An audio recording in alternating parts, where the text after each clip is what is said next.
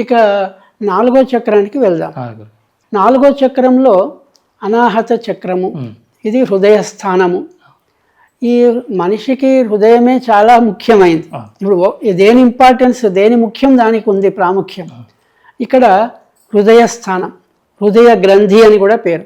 3 గ్రంథులు ఉన్నాయి. ఆ గ్రంథులలో హృదయ గ్రంథి ఇది. ఈ హృదయ గ్రంథిలో, ఈ హృదయ స్థానంలో, వాస్తవానికి ఇది హృదయ స్థానం చెప్పడానికి ఆత్మస్థానం కూడా. అంటే పరమాత్మ అంశ ఆత్మరూపమై హృదయంలో ఉన్నాడు, నివసిస్తున్నాడు. అయితే ఈ హృదయంలో, హృదయము ప్రకాశమయ్యే ఉంది, ఆత్మ ఉంది కాబట్టి. మిగతా వాటికేమో ప్రకాశం తీసుకెళ్లాల్సి వస్తుంది. ఇప్పుడు మన భావన కూడా, మన దృష్టి, మనం ధ్యానంలో కళ్ళు మూసుకోగానే దృష్టి మళ్ళీ ఈ హృదయ స్థానానికి వెళ్ళాలి. చాలామందికి హృదయం మీద దృష్టి పెట్టడం అనేది సహజంగా ఉంటుంది, అలవాటై ఉంటుంది. ఎందుకు ఉంటుందంటే, సహజంగా మీరు చూడండి, పడుకున్నప్పుడు ఇట్లా గుండె మీద చెయ్యి వేసుకొని పడుకుంటారు. అంటే ఇక్కడ ఏదో ఇంపార్టెంట్ ఉందన్నట్టు అర్థం. తర్వాత మాట్లాడే వాళ్ళు కూడా ఇక్కడ హృదయం మీద చేయి పెట్టి మాట్లాడతారు. తర్వాత మూడోది ఏంటంటే, ఏదైనా సాక్ష్యం, ఆత్మ సాక్షి అని ఇక్కడ చేయబెడతారు. అంటే ఇక్కడ ఆత్మ ఉంది అని చెప్తున్నాం, తెలుస్తుంది. హృదయం ఇది చాలా ఇంపార్టెంట్ అని తెలుస్తుంది. తర్వాత ఇక్కడ జరిగేది ఏమిటంటే, ప్రధానమైంది ఏదైతే ఇప్పుడు మనం ఆహారం తీసుకున్నామో, పచనం చేశామో, రక్తంగా మార్చామో, ఆ రక్తం అంతా ఒక రక్తానికి ప్రధాన నిధి, ప్రధాన కేంద్రం, రక్త శుద్ధి కేంద్రం హృదయం. అంతే కదా, మానవుడికి రక్త శుద్ధి కేంద్రమే హృదయం, పంపిణీ కేంద్రం. ఈ పంపిణీ కేంద్రానికి సంబంధించిన హృదయ స్థానం చాలా ముఖ్యమైనది. ఈ హృదయ స్థానంలోనే ఆత్మ కూడా ఉన్నాడు గనక ఇంకా ముఖ్యమైనది, దీనికి పెరిగింది.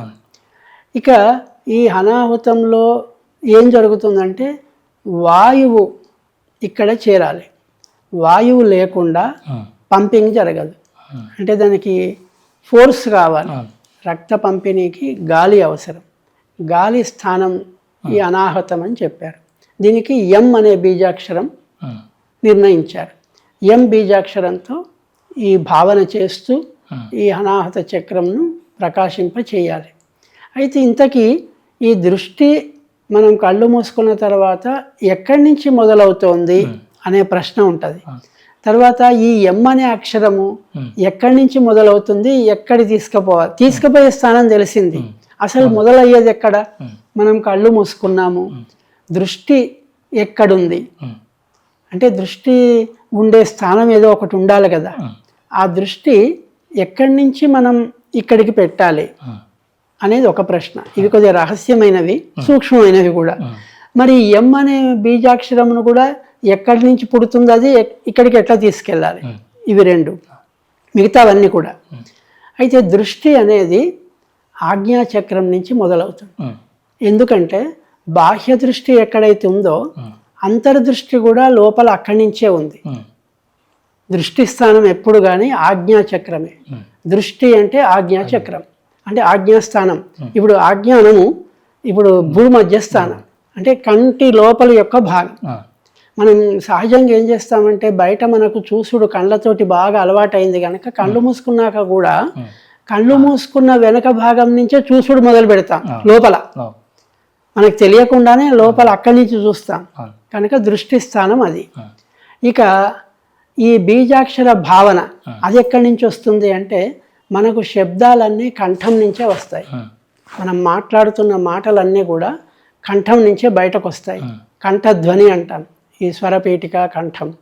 ఈ కంఠం నుంచే వచ్చే బీజాక్షరాలు అంటే బీజాక్షరం ఏమో కంఠంలో పుడుతుంది, దృష్టి ఏమో పైనుంచి భ్రూమధ్యం నుంచి పుడుతుంది. ఈ భ్రూమధ్యంలో పుట్టిన దృష్టిని మనం ఈ హృదయ స్థానానికి తెస్తున్నాం. ఇక కంఠంలో ఉన్న బీజాక్షరాన్ని, కంఠంలో పుట్టిన బీజాక్షరాన్ని భావన చేసుకొని, ఇప్పుడు అది లమ్ అనేదేమో చాలా దూరం, వమ్ అనేది కూడా దూరమే, రమ్ అనేది కూడా దూరమే, ఏది కంఠానికి. ఇక మరీ దగ్గరగా ఉన్నది ఏంటంటే ఈ హృదయం ఒక్కటే, పెద్ద దూరం లేదు కంఠానికి దీనికి. అయితే చాలా మంది జపం చేసే వాళ్ళు ఉంటారు కదా, ఈ జపం చేసే వాళ్ళు ఏమవుతుందంటే వాళ్ళది కంఠంలోనే జరుగుతుంది జపం. అంటే ఈ కింది దాకా పోదన్నమాట, మూలాధారం దాకా, స్వాధిష్టానం దాకా, మణిపూరకం దాకా, అనాహతం దాకా కూడా పోదు, తీసుకువెళ్ళరు.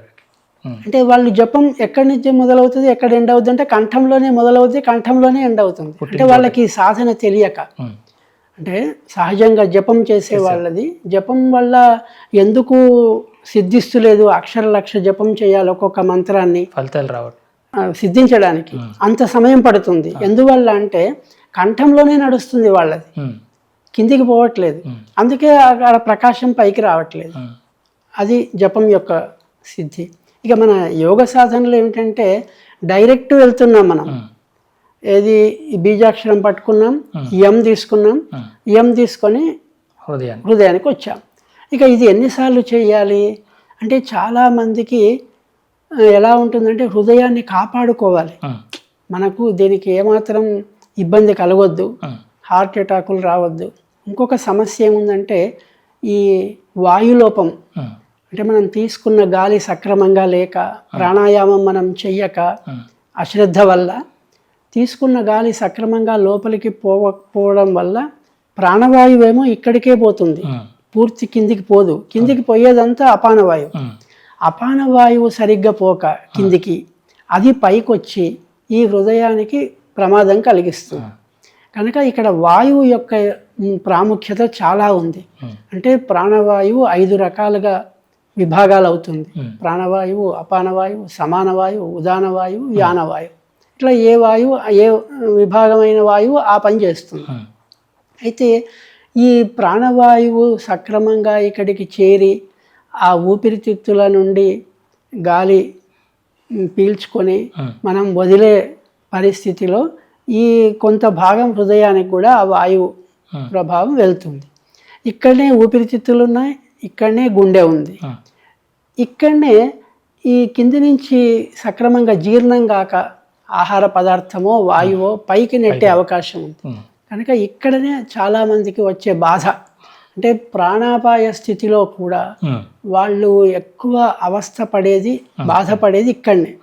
అందుకే మాట సక్రమంగా రాక, కళ్ళు నిలబడి అట్లా జరుగుతుంటాయి. కనుక ఈ హృదయ స్థానంలో కనుక ఎవరైతే అనాహత స్థానంలో యం అనే బీజాక్షర భావన చేస్తూ కొద్దిగా ఎక్కువసార్లు చేసినా ఇబ్బంది ఏం లేదు, ఇది జరిగితే అప్పుడు మనకు అంటే సంతోషం కలుగుతుంది. ముఖ్యంగా అంటే మనం కొన్ని ఎంత మంచి విషయమైనా కొందరు ఏమాత్రం స్పందించరు. ప్రపంచంలో వాళ్ళు కోరుకున్న దొరికినా కూడా ఉదాసీన భావనే ఉంటుంది, ఇంతే కదా అని.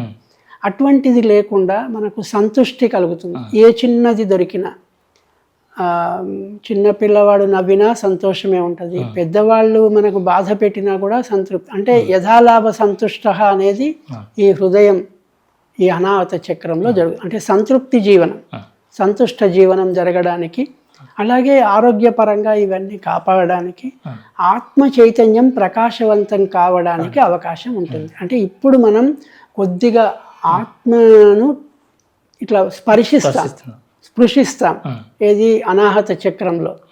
పూర్తి ప్రకాశం మనకు దొరకదు, కానీ ఈ తాత్కాలిక సంతృప్తి మాత్రం సంపూర్ణంగా ఉంటుంది. ప్రాపంచిక విషయాలలో సంతృప్తిగా జీవనం గడుపుతాం. ఇది ఈ అనాహత చక్రం యొక్క ప్రభావం.